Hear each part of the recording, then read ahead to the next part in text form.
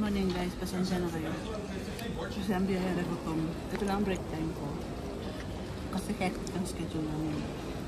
So, kung gusto niyo yung sumakay sa downtown, mula sa may Stockholm Central, sakay kayo sa express na train, Arlanda Express yun.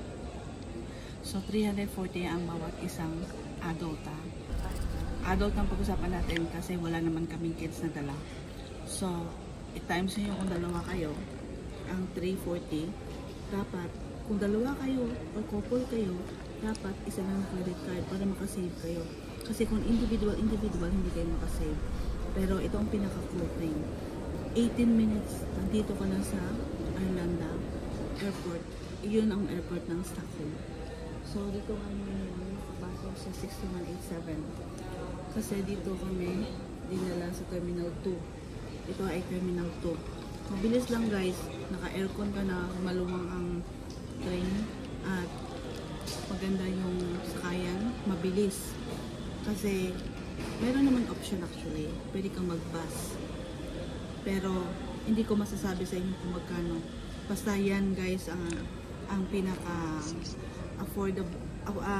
Save time, save energy kung nagmamadali kayo, mag-express bus, mag-express train kayo.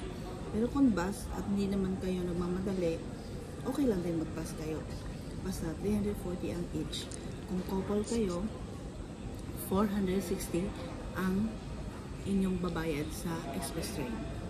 18 minutes, nandito na kayo. Ang bilis. As in, bullet siya talaga. Pero meron akong ibibigay pa sa inyong tips. Tandaan niyo kung saan kayong terminal. Kasi bawat terminal hanggang 5 yan.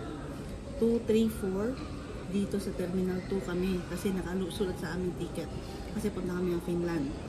Pero ang 5, hindi ko alam kung saan yun. Basta tandaan niyo dun sa ticket ninyo kung anong terminal kayo bababa. Kasi diretso ang train. At kung magdiretso ang train, pwede kayong bumalik din.